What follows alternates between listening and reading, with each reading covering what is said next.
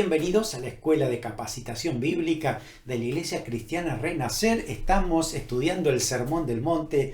Hoy estamos ya en la clase 5. Vamos a compartir las relaciones personales. ¿Qué dice el Señor Jesús con respecto a este tema? Y vamos a abarcar capítulo 5 de Mateo, desde versículo 33 hasta el 48.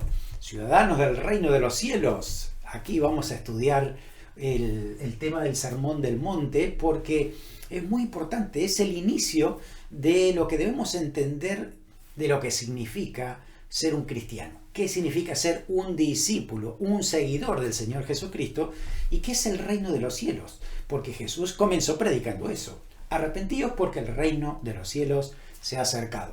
Quiere decir entonces que es sumamente importante poder estudiarlo. Así que en estas 4 clases ya hemos visto bastante acerca del reino de Dios. Y bueno, la pregunta obligada es: ¿a qué reino perteneces?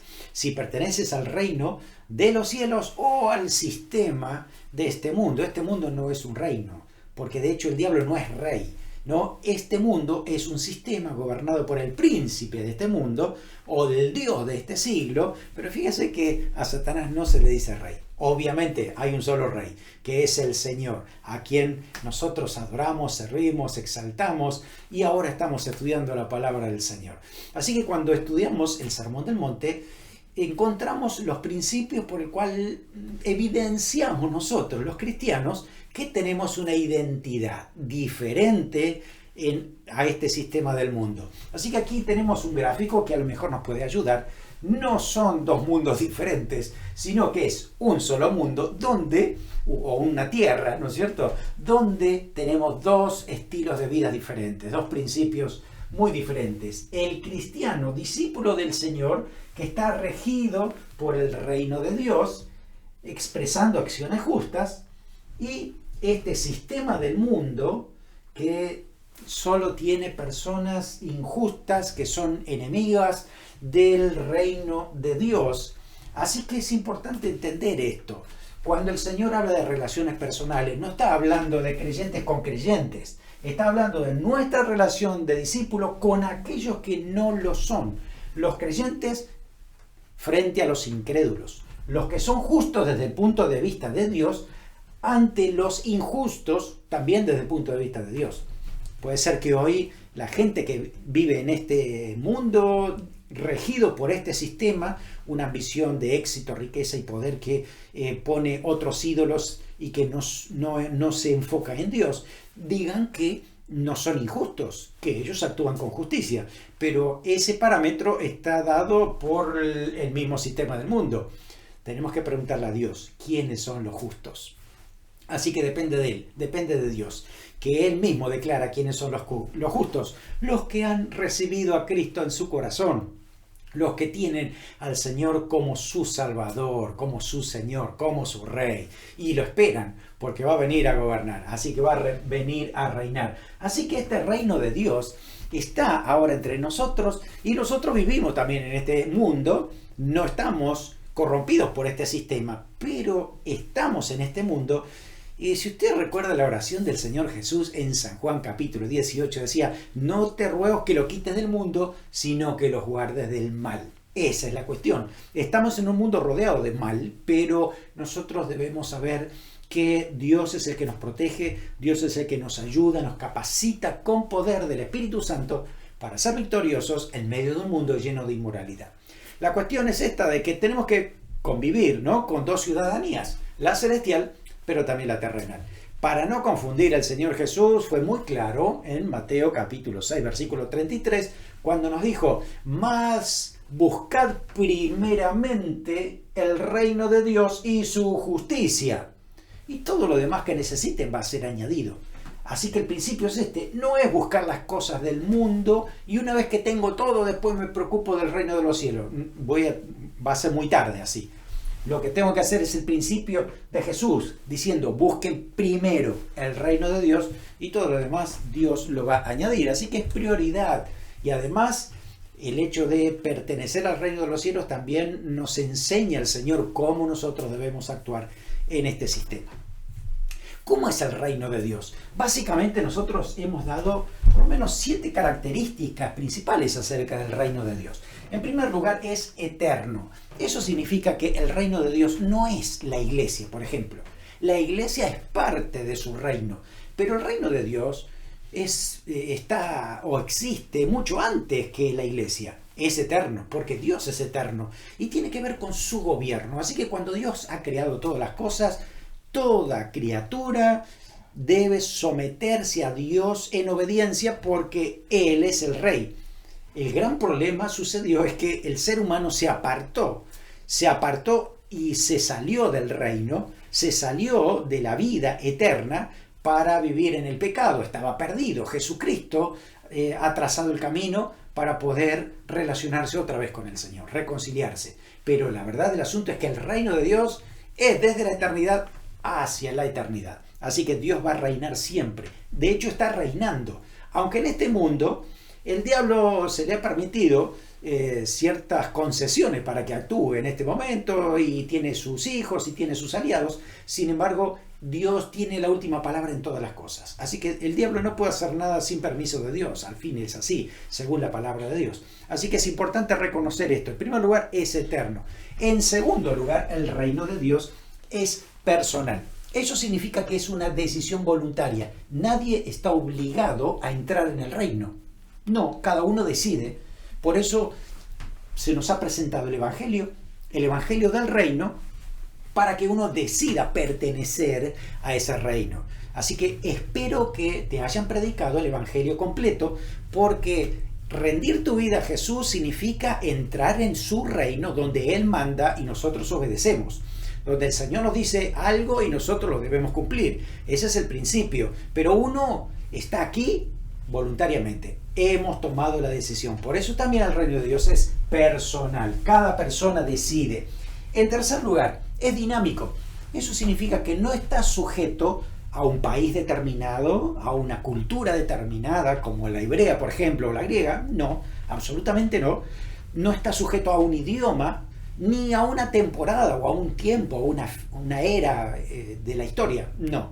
Estamos hablando de que el reino de Dios es dinámico, está en el corazón, está trabajando en aquellos que se han rendido delante de Dios. Así que hoy el reino de Dios está esparcido por todo el mundo, donde hay creyentes que amen al Señor Jesús, creyentes que han rendido su vida al Señor. Pues ahí está el reino de Dios comenzando desde el corazón de esas personas. También es importante entender de que el reino de Dios es sobrenatural, no se mueve en términos meramente naturales como vivimos hoy en este sistema.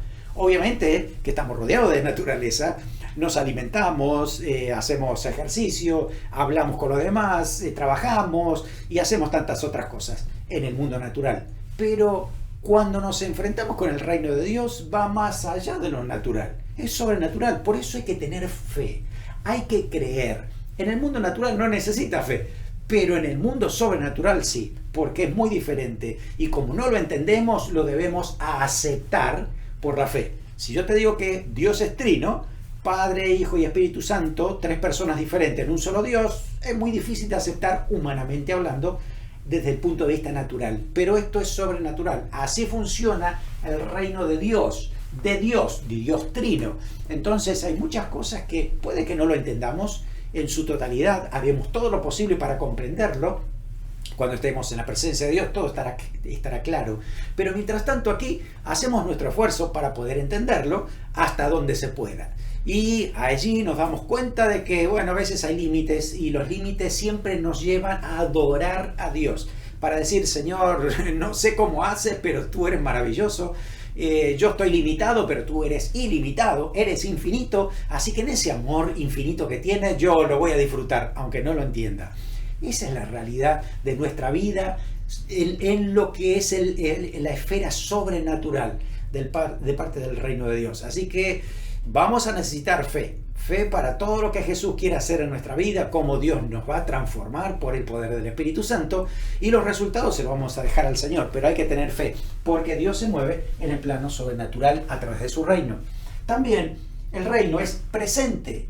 Hoy ya el reino de Dios está entre nosotros. Jesús lo dijo cuando Él estaba, y ya hace cerca de 2000 años, ¿no? El reino de Dios ya está entre vosotros, dijo. Así que ya está entre nosotros.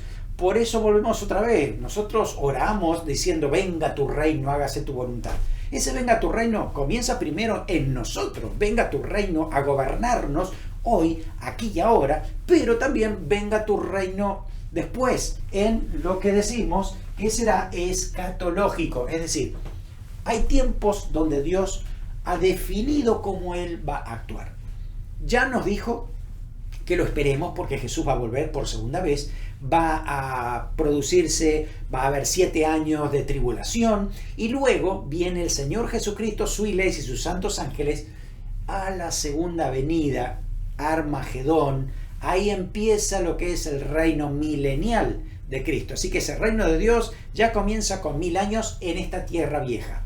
Después de los 1000 años, entonces aparecen cielo nuevo y tierra nueva, donde el reino de Dios será eterno, perfecto y lo que dice aquí, universal.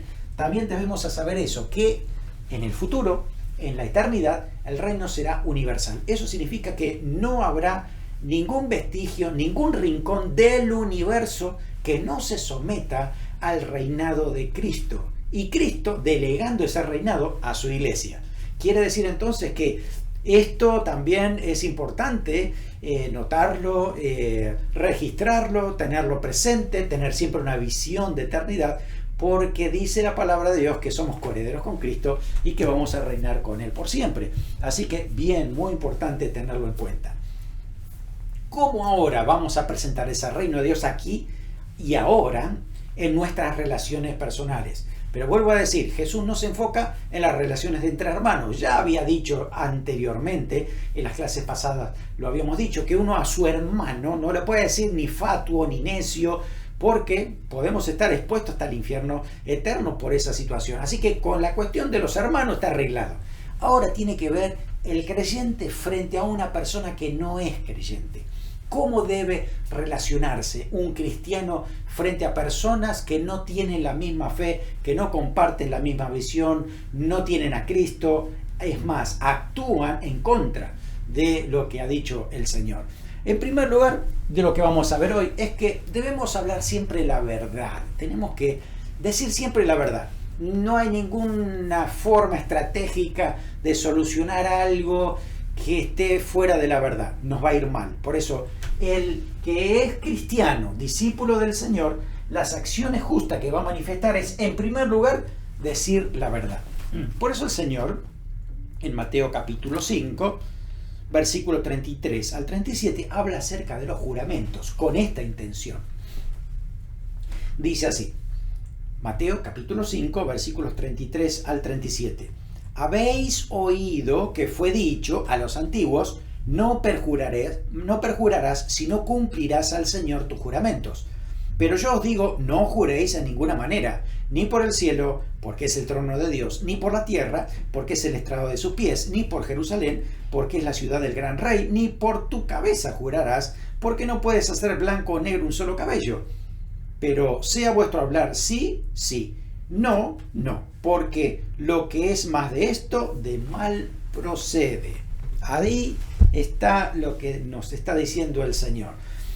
En primer lugar, el Señor dice, habéis oído que a los antiguos se le ha dicho. Es decir, no es que ellos leían la Escritura todos como para decir esto es exactamente lo que dice, porque la verdad que no es una cita textual del Antiguo Testamento, sino es la reinterpretación y la aplicación de pasajes como Éxodo 27, Levítico 19:12, Números 32, donde se hablaba de hacer juramentos en nombre de Dios para tener respeto y poder hacer las cosas bien, ¿no? Y que la verdad siempre esté presente. Pero Jesús ahora nos dice, no juréis de ninguna manera. El juramento ya no pasa para un cristiano. ¿Y por qué? El Señor tiene una explicación aquí y Él siempre va a lo profundo, va a la raíz del problema, va para que entendamos el espíritu de la ley, por qué Dios quiso decir eso. No se trata de no prestar juramento ante un tribunal, por ejemplo, si uno tiene que decir la verdad y tiene que jurar que dice la verdad y solo la verdad. No está diciendo que no se puede hacer eso. No, eso es una manera de demostrar que nosotros también decimos la verdad. sino Jesús va más allá de aquello que es externo y habla acerca del corazón y la veracidad. ¿Cuánta verdad decimos en nuestra comunicación al punto tal de que no necesitamos juramentos para afirmar que lo que digo es cierto? Si todo el tiempo estoy diciendo no, te lo juro entonces es como que mis palabras no tienen validez, porque siempre estoy dependiendo de otra cosa para que me crean. Por eso Jesús dice, olvídense, los juramentos no son para nosotros, para aquellos que son discípulos de Cristo, no lo necesitan, porque la verdad es que lo que tenían que hacer era decir la verdad como el Señor lo ha establecido. Había muchos extremos en ese momento. Había inclusive, por ejemplo, un rabino que decía que si alguien juraba por Jerusalén no estaba tan obligado a cumplirlo, pero si juraba hacia Jerusalén, ¿no?, poniéndose en dirección a Jerusalén y hacia el juramento, entonces sí.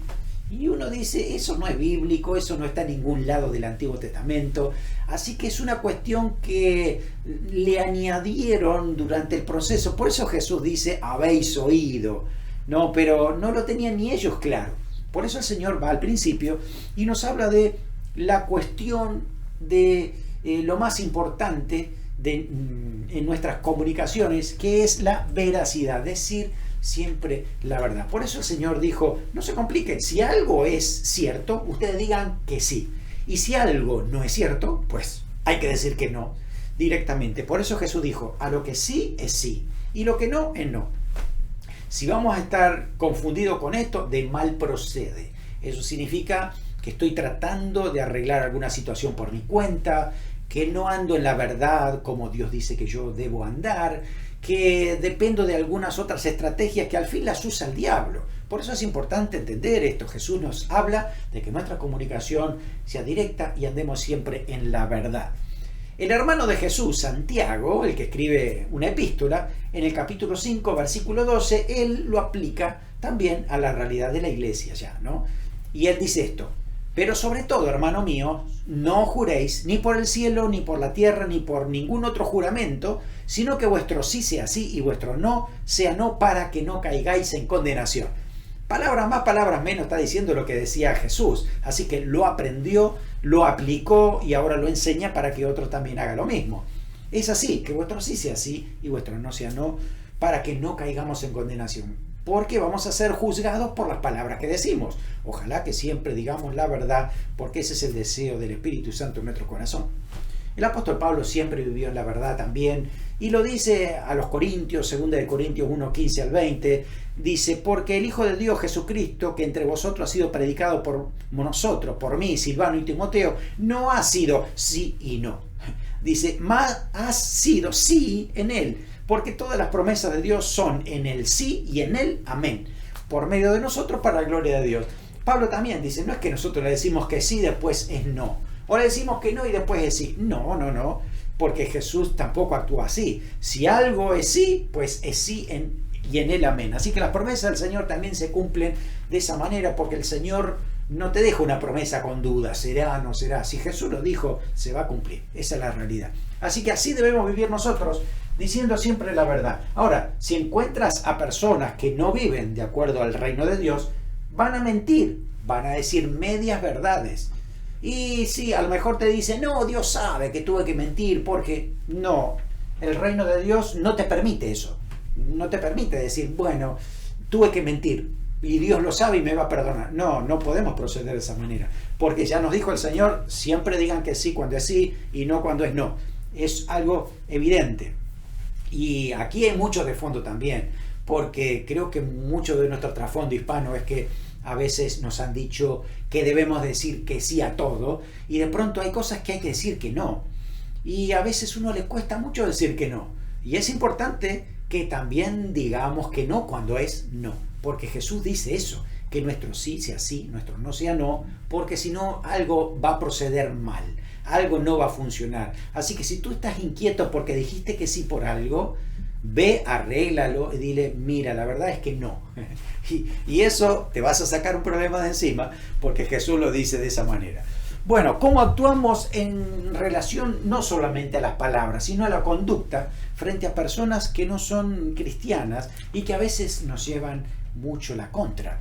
Bueno, Jesús nos habla acerca de lo que tenemos acá como título, el amor hacia los enemigos. Por eso pusimos injusto o enemigo. Enemigo desde el punto de vista del reino de Dios. ¿Sí? No es que me gané enemigo porque les hice la vida imposible. Obviamente eso no es parte de alguien que es ciudadano del reino.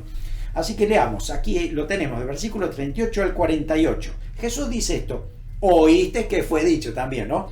Ojo por ojo, diente por diente, pero yo os digo, no resistáis al que es malo. Antes, a cualquiera que te hiere la mejilla derecha, vuélvele también la otra. Y el que quiera ponerte a pleito y quitarte la túnica, déjale también la capa. Y a cualquiera que te obligue a llevar carga por 1 milla, ve con él 2. Al que te pida dale, y al que quiera tomar de ti prestado, no se lo rehuses. ¡Wow! ¡Qué cosa tremenda! A veces uno dice, hasta parece extremista. Pero recuerda esto, siempre que el Señor está enseñando aquí, nos lleva a la raíz de la situación, a la situación del corazón, ¿no? Ver cómo trabaja nuestro corazón y hasta qué punto estamos nosotros entendiendo el mensaje del Evangelio, ¿no? Por eso, a ver, la conducta del cristiano, del reino, que pertenece al reino frente a otro, va a ser diferente a cómo funciona en este sistema. En la antigüedad, Israel tenía la ley del talión, que significa, o que se aplicaba el ojo por ojo y diente por diente, ¿no? De alguna manera era una ley restrictiva, ayudaba para que no haya demasiado conflicto, se terminara allí, ¿no? Si alguien perdió un diente, viene el otro, le quita, no viene el otro, viene la justicia y le quita un diente, para que entonces eso quede ahí terminado, porque la verdad del asunto es que cuando una persona se enoja porque le rompieron un diente, él es capaz de tratar de sacarle todos los dientes a la otra persona. Así que por un diente le saca todos. Si a una persona le sacaron un ojo, con la ira y la bronca que tiene, va a tratar de sacarle los 2 ojos y va a ser peor. Así que de alguna manera estaba limitando la sed de venganza y de justicia. Hasta ahí. Una cosa por la otra y de manera equitativa. Así que así nos quedamos, ¿no? Así que era una manera de controlar la violencia para que no suba de grado, no sea peor la situación.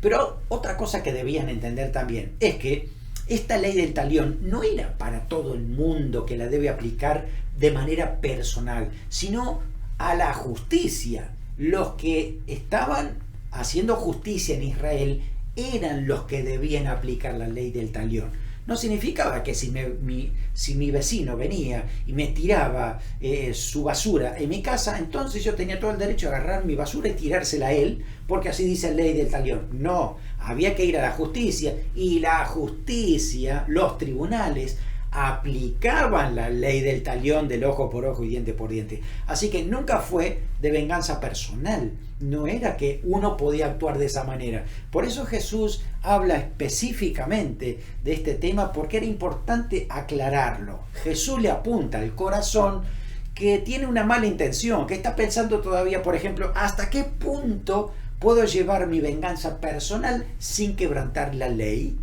¿No? ¿Hasta dónde yo puedo ser vengativo, rencoroso, enojarme, pegar? ¿No? Si la ley me lo permite. Ok, si él me rompió una puerta, yo le rompo otra puerta, ¿no? Entonces, ¿hasta dónde puedo? Y eso es lo que Jesús está tratando de hacernos entender, de que el corazón tiene que estar sometido al Espíritu Santo para que esa reacción no esté dentro de nosotros. ¿Me hiciste esto? Entonces yo también. No.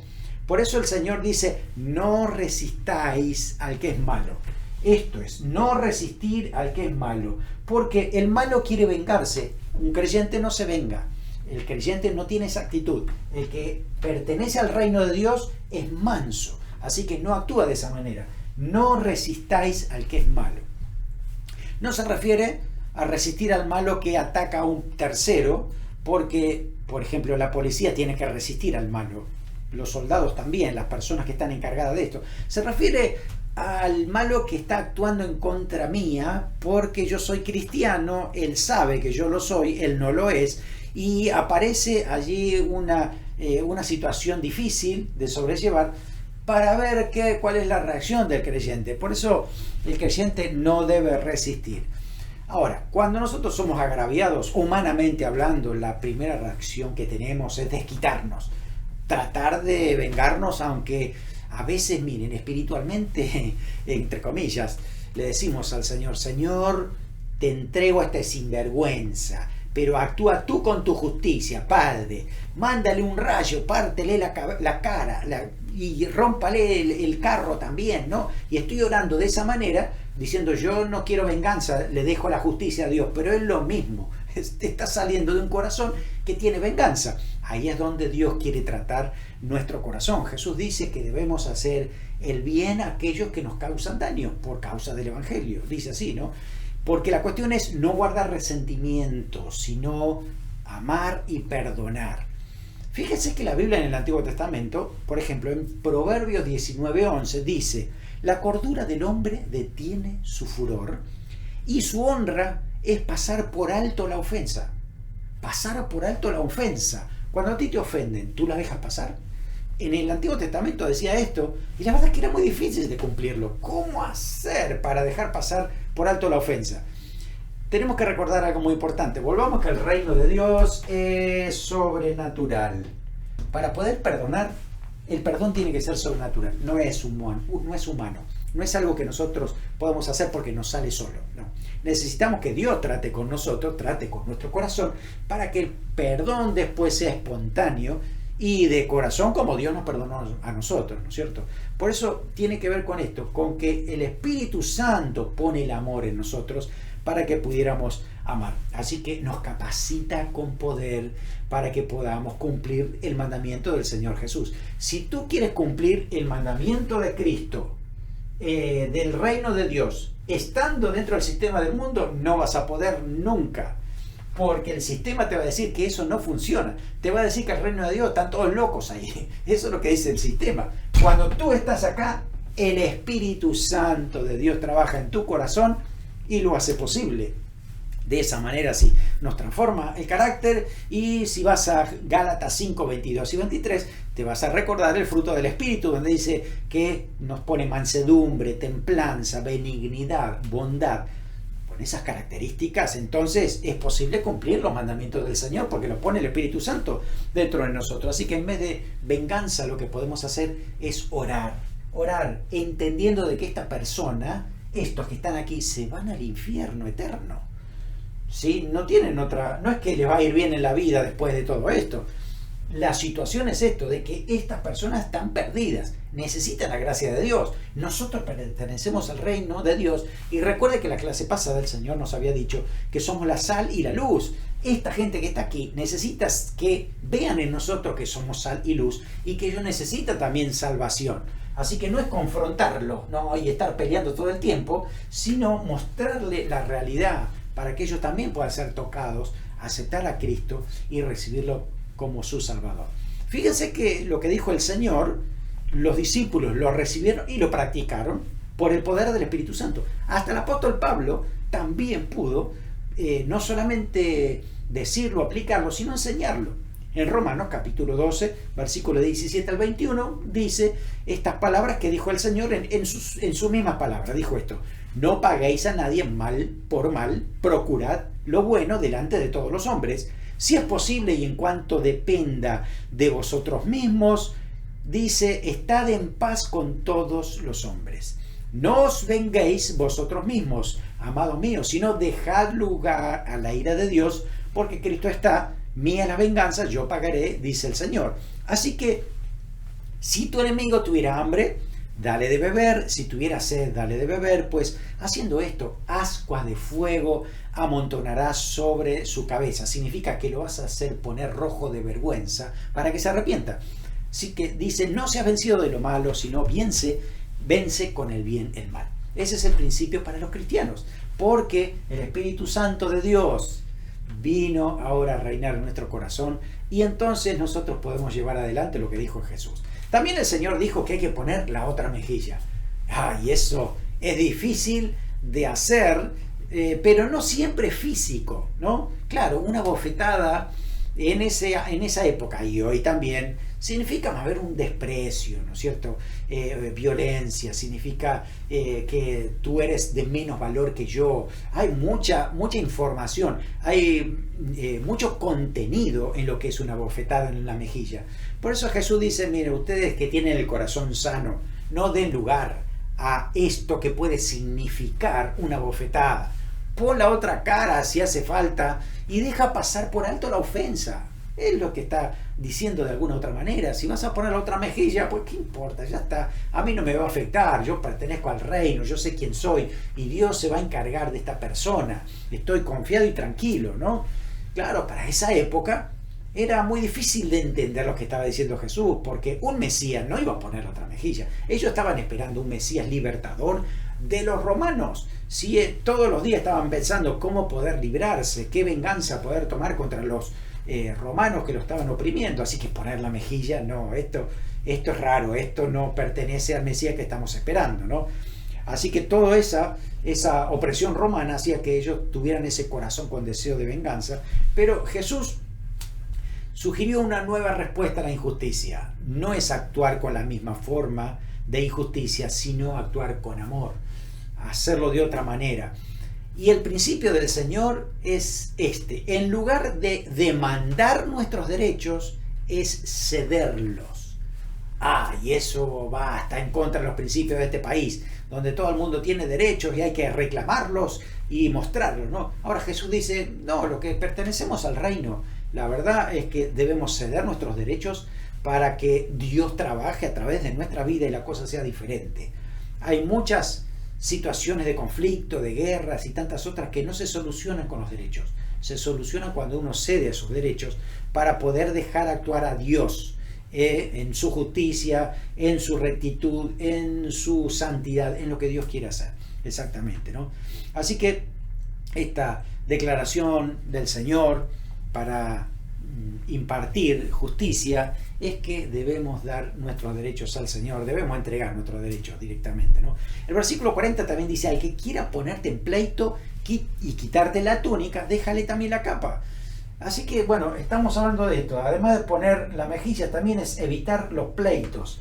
Hay personas que puede que quieren ponerte a pleito, quieren quitarte la túnica, está bien, bueno, aquí tienes la capa también, te doy el saco si hace falta. No, porque es una cuestión de reino, es una cuestión de principio de no vamos a actuar en conflicto contra esta persona para dejar actuar al amor de Dios, para que Dios pueda trabajar en esa persona. Pero Jesús no habla de evitar los conflictos, sea por miedo, por inseguridad, por cobardía, por incredulidad. No está hablando de eso. No está diciendo, tengo un problema con mi cónyuge, mejor lo dejo así porque Jesús dijo. No está diciendo de eso. No está hablando de matrimonio, no está hablando de hermanos. Tampoco está hablando de violencia doméstica, no está hablando de abusos laborales, no está hablando de racismo. Está hablando el Señor de que debemos evitar los conflictos personales que nos llevan o nos impulsan a actuar con egoísmo, con soberbia, con avaricia, porque nosotros estamos para ganar a otros para Cristo. Esa es la realidad, ¿no? Entonces que no actuemos en la carne, que no actuemos por nuestros bajos impulsos, que no nos dejemos mover por esto, sino por la guía del Espíritu Santo. Así que es esto, evitar esos pleitos con ese propósito. También el Señor, en el versículo 41, nos enseña a hacer la segunda milla. ¿De qué se trata eso? La palabra que te obligue, en griego, es la palabra angarevo, que es un verbo que viene de palabras de los persas que describen a un mensajero que tenía autoridad para poder impeler a la gente al servicio público. Y eso también se usaba para los romanos. Los romanos podían hacer esto, ¿no? De que de repente algún judío que esté por allí lo obligaban a poder llevar alguna carga pesada por una milla. Puede ser en sus hombros o puede ser con un burrito de carga o con un carro, ¿no? Pero la cuestión es eso, que tenían la autoridad para hacerlo y claro, uno iría protestando enojado, ¿no? Y estoy haciéndole a este sinvergüenza que se ha puesto aquí en mi país, que no es ni siquiera de mi país. Entonces, bueno, el Señor dice, mira, transporta esa carga una milla tal vez, con todo tu amor al Señor, Y después el apóstol Pablo nos recuerda que todo lo que hagamos, lo hagamos como para el Señor. Pero además, también otra milla más, le vas a tocar el corazón a la otra persona y va a decir, este es diferente, ¿no? ¿Qué es lo que le pasa? Es que el reino de Dios está dentro del corazón. También el versículo 44 dice, al que te pide dale y al que quiera tomar de ti prestado no se lo rehuses. Es verdad que uno tiene que tener cuidado con esto porque nos está refiriendo a las personas que tienen necesidades básicas, ni a aquellos que están abusando, ¿no? Que a lo mejor usan el dinero para las drogas, para el alcohol. Hay que tener cuidado con eso, ¿no? Pero acá el principio del Señor es evitar conflictos que nos lleven a actuar en la carne. Muchas veces nos piden algo para probarnos y bueno, aquí está, sí, lo podemos dar o podemos tener la actitud o la enseñanza correcta. El punto es que no nos gane la avaricia, que no nos gane el orgullo ni la soberbia. Bajémonos de ahí y actuemos con mansedumbre, con humildad, como el Señor quiere que nosotros actuemos.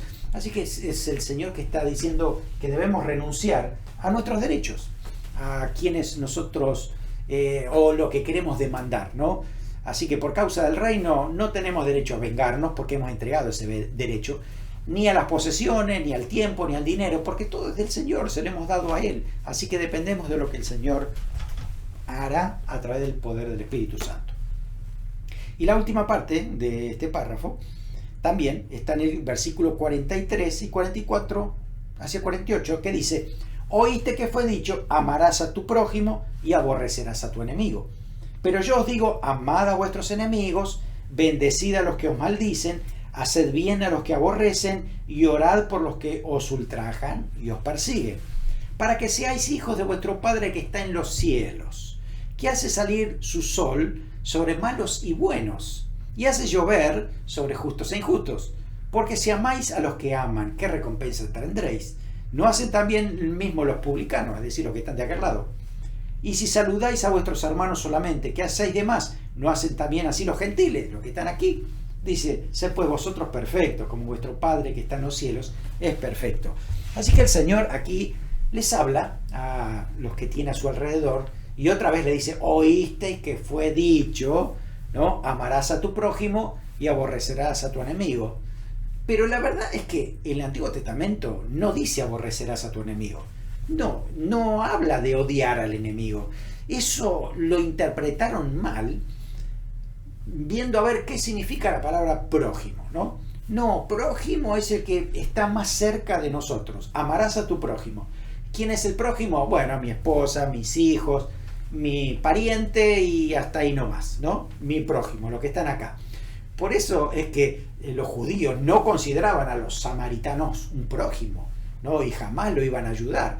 Y por eso no había relación entre ellos, ¿no? Por eso Jesús va más allá y va a lo profundo y le dice, con la parábola del samaritano, por ejemplo, explicándoles quién realmente es nuestro prójimo. Toda aquella persona que necesita de nuestra ayuda, toda aquella persona, sea que esté cerca o no, que sea pariente o no, nosotros somos llamados a actuar, ¿no? A hacer todo esto, a actuar con amor.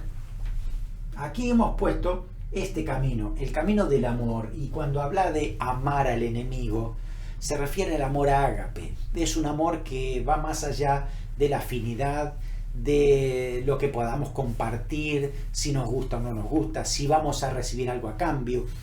Todo eso no tiene nada que ver con el amor ágape. Es un amor sacrificial, un amor abnegado, un amor que da sin esperar nada a cambio, y es el amor que nos ha tenido el Señor a nosotros. Por eso, con ese mismo amor es que un cristiano puede amar a un enemigo. Aunque el enemigo lo que hace es aborrecer al cristiano. No nos van a devolver amor siempre. Muchas veces va a ser todo lo contrario. Vamos a recibir odio, pero tenemos que saber que lo estamos haciendo como para el Señor, porque el Señor nos dirige. Así que el Señor será el que nos va a ayudar siempre. Romanos 12:14 también dice, bendecid a los que os persiguen, bendecid y no maldigáis. Así que el propósito de este amor ágape aplicado a los enemigos es marcar una diferencia entre los justos y los injustos. Miren que a veces uno piensa que la diferencia entre los hijos de Dios y los que no lo son es que los hijos de Dios siempre están contentos, tienen muchas cosas, bendiciones materiales, les va bien en el trabajo, ¿no? Con la familia todo bien, y creemos que eso manifiesta que somos hijos de Dios y que le va a ir mal a los otros. No, ¿sabe qué? La Biblia dice que no, nada que ver, no pasa por ahí, porque dice que Dios hace llover a justos y a injustos. Así que lo que Dios envíe no tiene nada que ver de que seamos más injustos o justos. También el Señor dice que sale el sol sobre justos e injustos. Así que lo que venga de Dios, las bendiciones de Dios no manifiestan si nosotros somos justos o injustos. La cuestión de lo que está diciendo aquí pasa por la conducta. Esto es lo que manifiesta que uno es hijo de Dios o no lo es. Si estamos en el reino de Dios, pertenecemos a Dios, entonces vamos a manifestar en nuestra conducta las acciones justas. Por eso dice, buscad primeramente el reino de Dios y su justicia. Esto es la justicia. Todo esto es hacer justicia. Y todo lo demás va a venir añadido. Pero no pensemos que los injustos siempre les tiene que ir mal, porque no siempre les va a ir mal, ¿no? Pues sobre ellos también llueve, sobre ellos también hay sol, sobre ellos también reciben muchas bendiciones. Así que eso no los hace que sean justos. Los únicos justos son aquellos que han recibido a Cristo en su corazón, se han sometido a Dios y Dios los dirige a través del Espíritu Santo. Punto. Esa es la diferencia, no hay otra. Así que somos justos delante de Dios. Él es el que marca esa diferencia para nosotros. Y al final el último versículo dice, sed pues vosotros perfectos, como vuestro Padre que está en los cielos es perfecto. No habla de una perfección humana, porque obviamente no la vamos a encontrar, sino está diciendo, en vez de ir como va el sistema del mundo imperfecto y corrompido, nosotros debemos mirar al Padre Celestial, al Rey del universo, y ajustarnos a Él, ir en camino de la perfección. Así dice David, ¿no? El que esté en el camino de la perfección me servirá. Así que no somos perfectos, pero estamos en el camino de la perfección para ser, para imitar cómo es Cristo. Queremos ser como Él. Así que en vez de tomar el ejemplo de los pecadores, tomamos el ejemplo de Cristo. ¿Cómo podemos ser perfectos? Bueno, la verdad es que Dios nos ve perfectos a través de Cristo. Hebreos capítulo 10, versículo 14 dice eso, que con un sacrificio hizo perfectos para siempre a los santificados. Así que Dios nos ve perfectos a través de Cristo. Si te vas de Cristo, olvídate, estás totalmente imperfecto. Pero en Cristo Dios te ve perfecto. ¿Cómo podemos crecer en esto que el Señor ha hecho? Pues podemos crecer en carácter. Aspirar a ser más parecidos a Cristo diariamente, que podamos tener la benignidad necesaria, el perdón, ser manso y humilde como el Señor. Todo eso en nuestro carácter, el Espíritu Santo puede trabajar diariamente para perfeccionarnos. También en santidad. Dice la Biblia, perfeccionando la santidad en nuestra vida. Así que es esto de separar los valores pecaminosos del mundo por un lado. Nosotros tenemos los valores del reino de los cielos que son altos, que nos llevan al camino de la santidad. Así que podemos cada día ser perfeccionados por el Espíritu Santo. También podemos ser perfectos en madurez.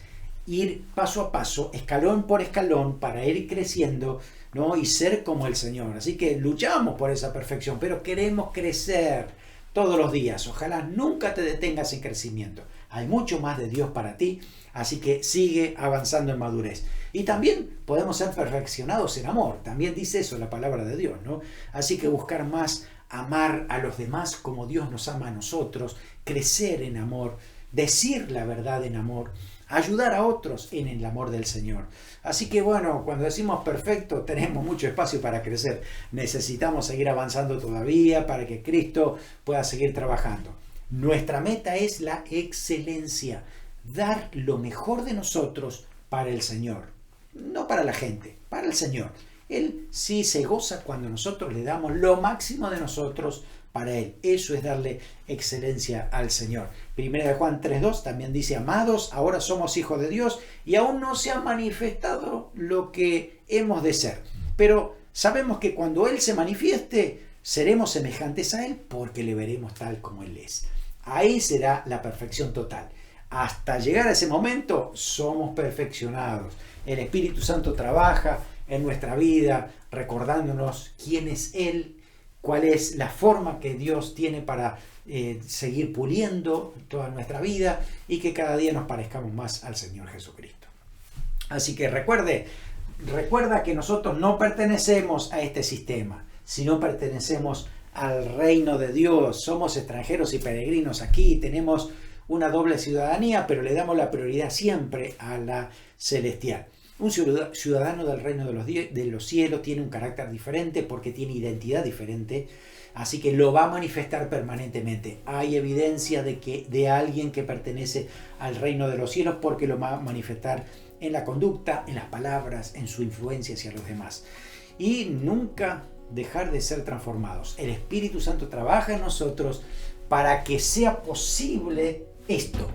Todo esto que para los que están allí es imposible porque hacen todo lo contrario, mienten, se vengan, hay maldad, son escarnecedores, se burlan, provocan, presionan mal, se aprovechan, maldicen, aborrecen, ultrajan, persiguen. No, nosotros no, muy diferente, ¿no? Nos habla de decir la verdad, nos habla de no resistir al mal, poner la otra mejilla, evitar pleitos, llevar la segunda milla y que nosotros podamos saber que por el Espíritu Santo podemos dar, amar, bendecir, hacer el bien, orar por aquellos que nos están persiguiendo. Así que esto tiene que estar presente en nuestra vida permanentemente. El Espíritu Santo lo hace posible y te vas a sorprender, hasta a ti mismo te vas a sorprender de lo que el Espíritu Santo puede hacer a través de ti. Oramos por eso. Gracias, Señor, te damos porque lo que tú dices, Señor, se cumple en nuestra vida cuando estamos sometidos a ti. Te pertenecemos a ti, pertenecemos al reino de los cielos y oramos para que tú, Espíritu Santo de Dios, pongas en nosotros el carácter de Cristo, sigas transformando todo nuestro ser para que manifestemos todos los mandamientos del Señor, pero no para hacerlos obligados, sino como por amor, por pasión por el Señor, porque nos sale espontáneamente por un carácter transformado. Gracias porque tú seguirás haciendo esta obra hasta ser perfeccionado por la eternidad allí cuando estemos contigo. Oramos en el nombre de Jesús. Amén. Amén, ciudadano del reino de los cielos. Sigue adelante manifestando esa luz que tienes en tu corazón. Dios te bendiga.